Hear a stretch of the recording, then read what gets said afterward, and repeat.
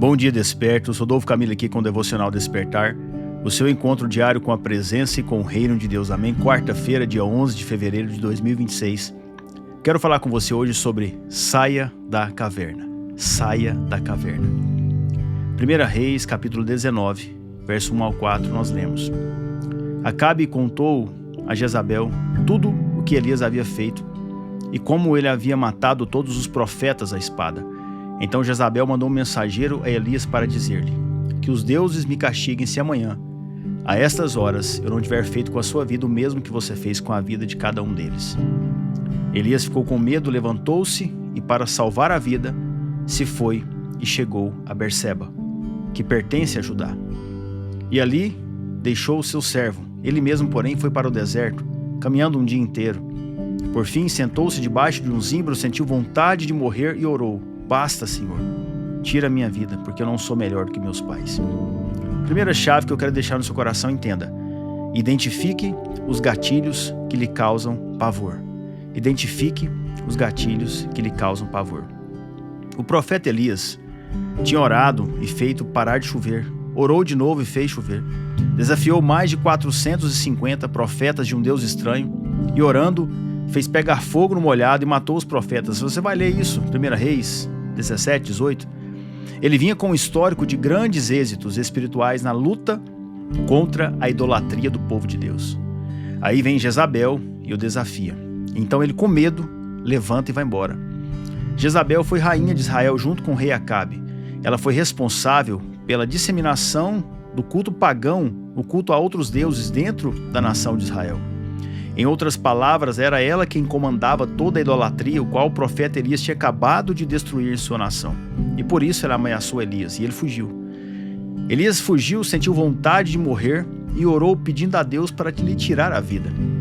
Um pouco incoerente, pois eu penso que seria mais fácil, se ele quisesse realmente ter morrido, ficado e sido morto por Jezabel. Por que ele fugiu de Jezabel com medo de morrer e pediu para Deus tirar a vida? Sabe?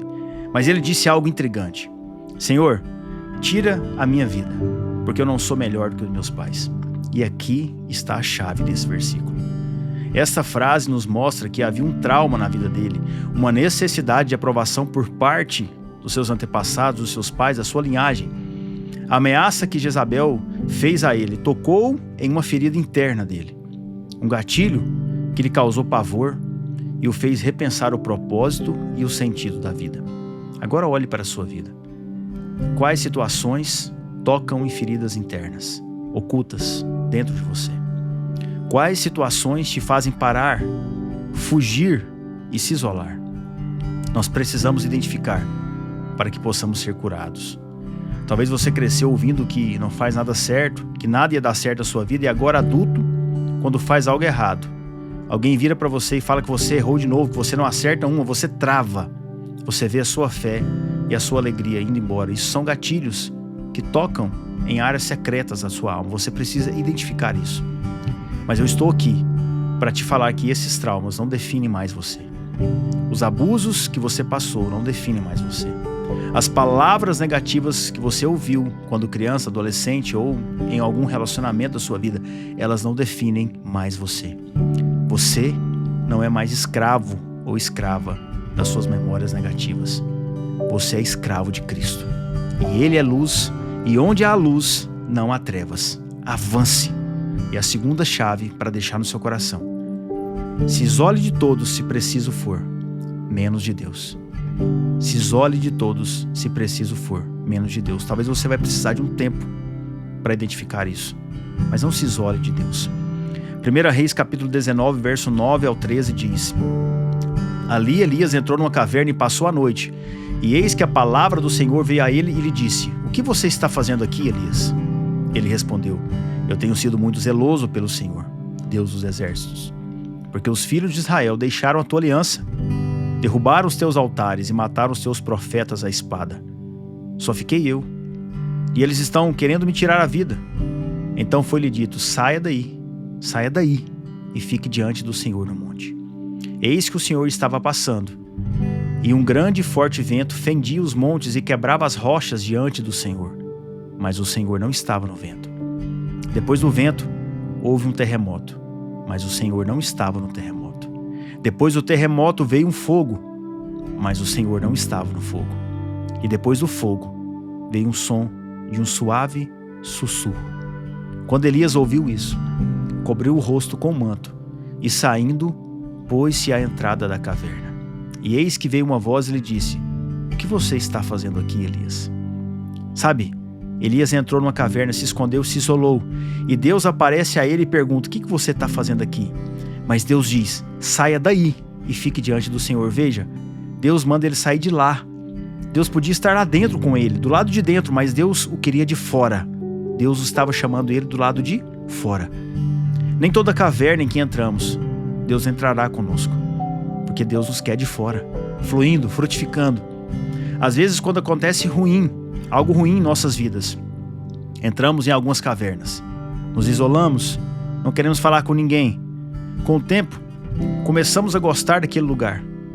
Aí colocamos um quadro na parede, uma poltrona, e fazemos a nossa vida ali, isolados, cultuando e cultivando a nossa depressão.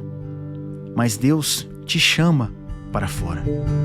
E aí vem algumas situações na porta da caverna: vento, terremoto, fogo. Deus não estava no vento, não estava no terremoto, não estava no fogo. Veio então um som de um suave sussurro, e quando Elias ouviu isso, ouviu e cobriu o rosto com o manto, e saindo pôs-se à entrada da caverna. Veja, Deus queria tirar Elias daquele isolamento. Deus queria, passar daquela porta, daquela caverna. Do lado de dentro, Elias ouve o vento, o terremoto e vê o fogo, mas só escuta quando vem o suave sussurro. O que Deus queria mostrar a Elias com tudo isso? Que por mais assustadoras e desafiadoras que fossem as circunstâncias lá fora, o que Elias precisava era ouvir a voz do Senhor. Talvez você está olhando para a sua vida e algumas coisas já estão fora do lugar. Talvez veio um vento, um terremoto, tirou as coisas do lugar. Talvez algumas coisas foram consumidas e você nem percebeu. Mas não tenha medo. Procure escutar a voz do Senhor.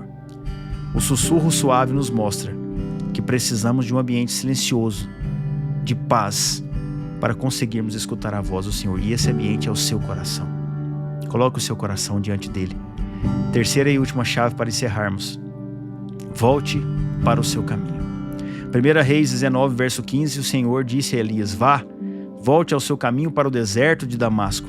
Havia um caminho que ele havia que seguir. Chegando lá, unge Azael como rei da Síria, unge também Jeú, filho de Ninsi, como rei de Israel, e Eliseu, filho de Safate, como profeta em seu lugar. Quem escapar da espada de Azael, Jeú matará. Quem escapar da espada de Jeú, Eliseu matará. Também conservei em Israel 7.000 homens, todos os joelhos que não se dobraram a Baal e toda a boca que não beijou.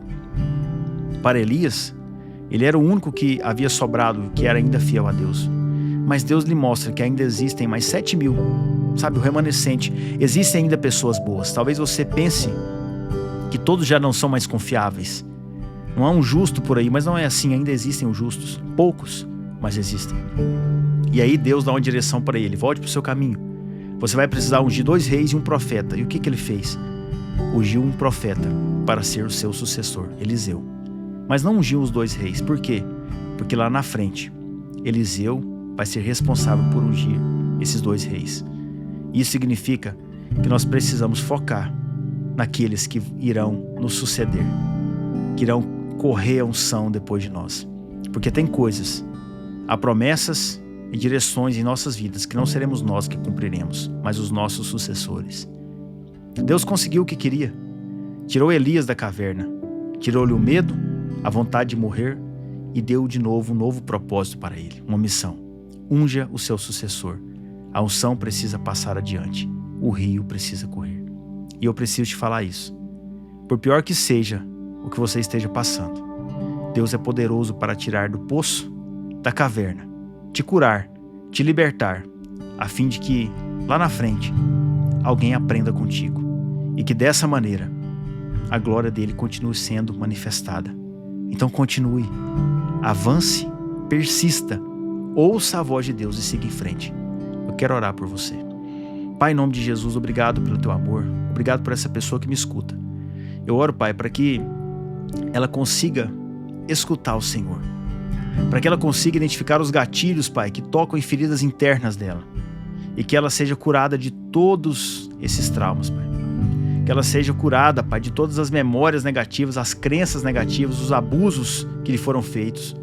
E que ela entenda, Papai, que ela é escravo do Senhor, que o Senhor é luz e onde há luz não há trevas, Pai. Que ela vive debaixo da Tua luz. E que ela não deve se isolar do Senhor, Deus. E que se de alguma maneira essa palavra encontrou ela, Deus, essa palavra vai chamar ela para fora da caverna. E que não tem depressão, não tem ansiedade, não tem medo, não tem pavor, que permaneça, Pai, na Tua presença. Porque o Teu sussurro, a Tua voz suave, já chegou aos ouvidos dela. Já chegou ao coração dela, porque o coração dela é um coração de paz, onde ela consegue realmente escutar a voz do Senhor. Dê um novo caminho, uma nova direção, Papai, para ela. E mostre, Deus, que o rio precisa correr a partir da vida dela, através da vida dela, em nome do Senhor Jesus. Abençoa as finanças, abençoa, Pai, a empresa, os negócios, o emprego, a vida conjugal, Papai, o relacionamento com os filhos, os projetos que estão em andamento, Deus. Abra as portas, Papai. Abra as portas na vida dessa pessoa que me escuta. Em nome do Senhor Jesus. Essa é a minha oração. Em nome de Jesus e para a glória de Jesus. Amém? Glória a Deus pela sua vida. Glória a Deus por você ter permanecido nessa palavra. Eu sei que Deus vai continuar fazendo na sua vida. E se você lembrou de alguém, envie para essa pessoa e deixe que Deus faça aquilo que precisa ser feito. Eu espero você aqui amanhã, porque o que Deus fez hoje, Ele vai continuar amanhã. Não falte ao encontro. Tenha um dia abençoado, em nome de Jesus.